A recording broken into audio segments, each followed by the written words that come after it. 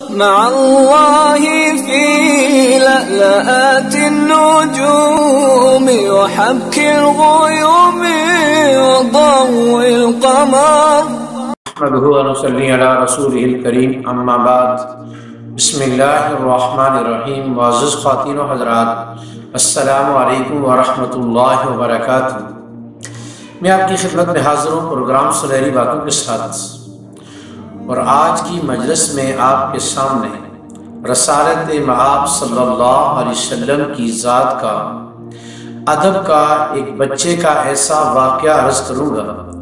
امید ہے کہ یہ واقعہ سن کر پہلے سے زیادہ ہم سب کے دلوں میں رسالت مآب صلی اللہ علیہ وسلم کی ذات اقدس کا ادب پیدا ہوگا، اور دوسروں کو بھی یہ واقعہ سنا کر ہم ان کے دل میں بھی یہ تمنا اور تڑپ پیدا کر سکتے ہیں.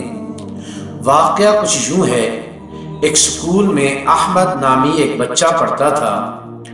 اس کے اسلامیات کے ٹیچر نے اس کو الطاف حسین حالی رحمہ اللہ کی ایک نظم یاد کرائی. اس نظم کے ایک شعر یہ تھا: وہ نبیوں میں رحمت لقب پانے والا، مرادیں غریبوں کی بھر لانے والا. اس کا استاد جب اس بچے کو یہ نظم یا یہ نعت یاد کرواتا تو بچہ اس نعت کو یوں پڑھتا: وہ نبیوں میں رحمت لقب پانے والے، مرادیں غریبوں کی بھر لانے والے. بچہ جب بھی اس شعر کو شاعر کے لکھنے کے خلاف پڑھتا، استاد اس کی تنبیہ بھی فرماتے اور استاد اس کی اصلاح بھی فرماتے. لیکن بچہ اپنی عادت پر پکا تھا اور اس نے ہمیشہ اپنے مزاج کے مطابق پڑھا. اللہ کی شان کے سکول کی سالانہ تقریب آ گئی، اور سالانہ تقریب کے موقع پر جہاں اور بچوں نے تقریریں کی، نعتیں پڑھی، حمد باری تعالیٰ سنائی اور مختلف پروگرام کروائے، اس تقریب میں احمد نے بھی نعت رسول مآب صلی اللہ علیہ وسلم کے لیے اپنا نام پیش کیا، اور بچے نے اس مجلس میں اسی نعت کے پڑھنے کا انتخاب کیا. جب پروگرام بچوں کا مکمل ہوا، ڈپٹی کمشنر صاحب بھی تشریف فرما تھے. صدارتی خطبے کے اندر انہوں نے بچوں کی اصلاح کے لیے، اساتذہ کی اصلاح کے لیے، ادارے کی ترقی کے لیے کچھ تجاویز پیش کی. اس میں انہوں نے ایک بات یہ بھی کی کہ آج استاد بچوں کے اوپر توجہ نہیں دیتے کہ بچے صحیح پڑھ رہے ہیں کہ غلط پڑھ رہے ہیں. جیسا کہ بچے نے نعت پڑھی تو اس نعت کو بچے نے غلط پڑھا: وہ نبیوں میں رحمت لقب پانے والے، مرادیں غریبوں کی بھر لانے والے.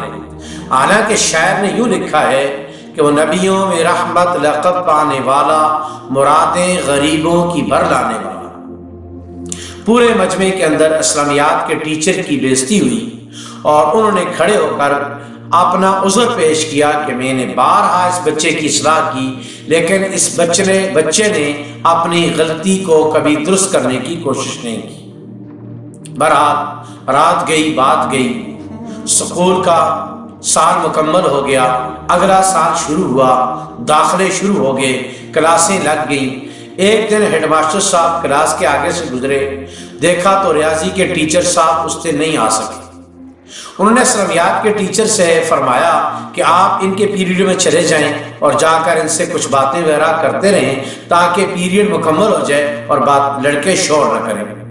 اسلامیات کے ٹیچر چلے گئے اور جا کر ان سے کہا کہ بچوں، میں آپ سے کچھ سوالات کروں گا، آپ نے ان کے مجھے جوابات دینے ہیں. سوال جواب کا سلسلہ شروع ہو گیا، اور اسی دوران ان اسلامیات کے ٹیچر نے بچوں سے سوال کیا: بچوں، ہمارے پیارے نبی کا نام کیا ہے؟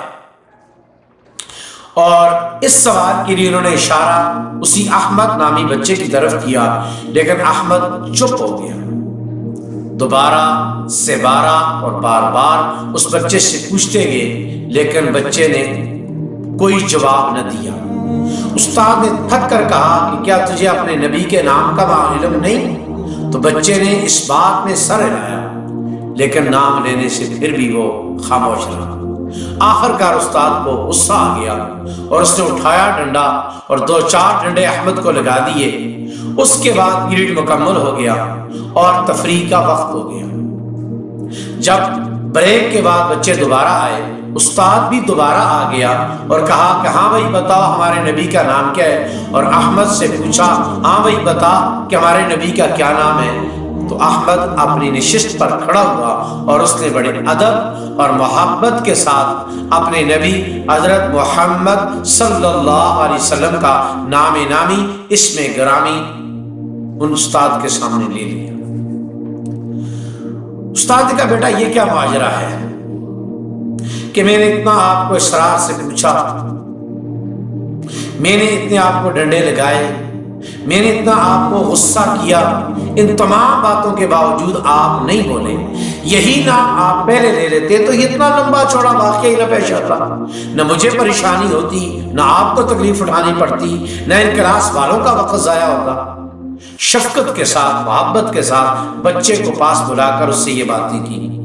تو بچے نے کہا استاد جی معاملہ یہ ہے کہ جس وقت آپ نے مجھ سے ہمارے نبی کا نام پوچھا تھا اس وقت میرا وضو نہیں تھا۔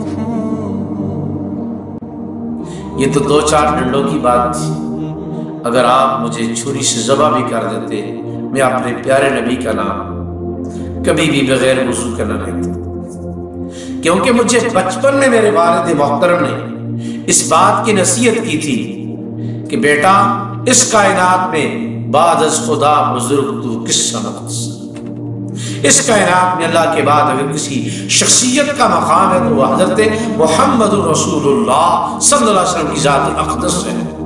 اس لیے میں نے میرے ابا جی ہمیشہ رسالت مآب کا نام باوضو لیا کرتے تھے اور انہوں نے ہمارا بھی یہی مزاج بنایا، ہم ہمیشہ اپنے رسول کا نام باوضو لیتے ہیں۔ آج میرا وضو نہیں تھا، مار بھی برداشت کر لی، ڈانٹ ٹپٹ بھی برداشت کر لی، سب کے سامنے اپنی سبکی بھی برداشت کر لی، لیکن بے وضو رسالت مآب کا نام لینا میں نے گوارا نہیں کیا۔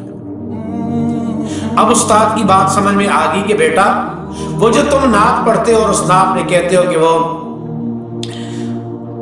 نبیوں میں رحمت لقب پانے والے، مرادیں غریبوں کی بر لانے والے، تو بچے نے کہا استاد جی وہ نبیوں میں رحمت لقب پانے والا، مرادیں غریبوں کی بر لانے والا، والا کے لفظ میری سمجھ کے مطابق رسول مآب صلی اللہ علیہ وسلم کی شان کے مناسب نہیں ہے، اس لیے میں آپ صلی اللہ علیہ وسلم کے ساتھ وہاں والے کا لفظ استعمال کرتا ہوں۔ وہ نبیوں میں رحمت لقب پانے والے، مرادیں غریبوں کی بر لانے والے۔ میرے بزرگوں، دوستوں، بھائیوں، میری مائیں، بہنیں، بیٹیاں، جہاں تک جو لوگ بھی میری اس پروگرام کو میرے کو سن رہے ہیں، میری گزارش ہے جنت میں جانے کے لیے سب سے بڑا ذریعہ رسالت مآب صلی اللہ علیہ وسلم کی شفاعت، اور شفاعت کے لیے جہاں اور راستے ہیں ان میں سے ایک راستہ ادب کا بھی ہے۔ اگر ہمیں رسالت مآب صلی اللہ علیہ وسلم کا کما حق ادب آ گیا، اللہ ادب کی برکت سے اطاعت بھی نصیب فرما دیں گے۔ اللہ ہم کو کامل ادب کی توفیق نصیب فرمائے اور اللہ ہمیں کامل اتباع کی توفیق نصیب فرمائے۔ السلام علیکم ورحمۃ اللہ وبرکاتہ۔